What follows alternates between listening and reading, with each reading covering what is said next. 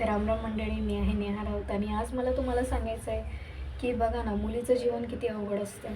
कारण की लहानपणापासून आपले आईबाबा आपल्याला चांगलं काय वाईट काय आपल्याला कळवतात. पण हां, मोठं झाल्यानंतरसुद्धा लहानपणी तर आपल्याला पुढे जाऊ देत नाही. कारण की आजूबाजूचे लोक वगैरे चांगले नसतात, आपल्याला सांगता येत नाही कोण चांगलं आहे कोण वाईट आहे.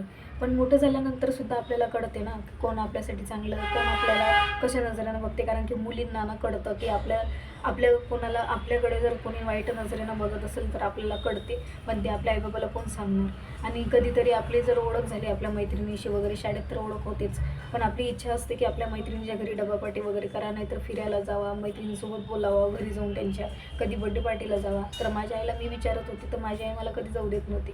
तर मला असं वाटते की लहानपणापासून तर प्रत्येक गोष्ट आपल्याला विचारावंच लागते, पण आपल्या मैत्रिणीच्या घरी आपल्याला 2-3 तासासाठी सुद्धा जायचं असेल तर आपल्या आईबाबाला विचारावं लागते. नंतर आता मी एवढी मोठी होऊनसुद्धा आता मला कळतं की काय चांगलं आहे माझ्यासाठी, काय वाईट आहे, कोण आपल्याला चांगल्या नजरेनं बघते, कोण आपल्या वाईट नजरेनं बघते. एवढी मोठी होऊनसुद्धा मी जर आता गावी गेली, माझ्या मैत्रिणीच्या घरी 9 वाजेपर्यंत रात्रीच्या होती मी. म्हणजे थोडं म्हणजे चर्चा चालू होती आमची. तर बोलणं होतं आमचं. बोलता बोलता माझ्या आईने मला 4-5 वेळा कॉल केला असेल की बाई या घरी येऊन जा, एवढा उशीर झाला आहे वगैरे. तर मनातल्या मनात असा विचार, मला खूप वाईट वाटलं की याच जागेला जर मुलगा असता तर मुलाला जर असं म्हटलं नसतं.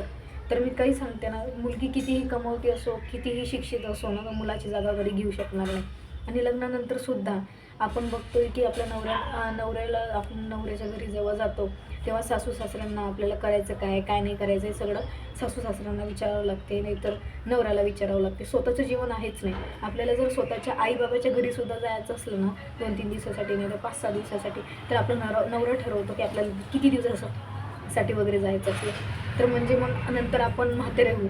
म्हाताऱ्यानंतर आपल्या मुलाचंसुद्धा आपल्याला ऐकावं लागते. जर आपल्याला कुठेला फिरायला जायचं असेल वगैरे तर आपण विचारून जातो. प्रत्येक गोष्ट आपल्याला मरेपर्यंत, जन्मापासून तर मरेपर्यंत ऐकायचंच आहे. तर मला वाटते मुलींचं जीवन ना काहीच कामाचं नाही आहे. कारण की प्रत्येक गोष्ट जर मुलींना जर असं विचारायचं असेल तर आपलं स्वतःचं जीवन आहे की नाही आहे, मला असं वाटते. म्हणून मला असा विचार येतो की या जन्मी तरी मुलीचा जन्म दिला, पण पुढच्या जन्मी मला मनुष्याचा जन्म नकोच. ना मुलाचा असो ना मुलीचा असो, कारण की मला दोन्ही जन्म अवघड वाटतात. तर जनावराचा जन्म परवडत येते, त्याच्या कोणाच्या मनाच्या नुसार तर चालत नाही ना. तर मला असंच म्हणते, देवाला जर मला जन्म द्यायचा असेल ना तर पुढच्या जन्मी खरंच मनुष्याचा जन्म सोडून कोणताही जन्म दिला तरी चालेल.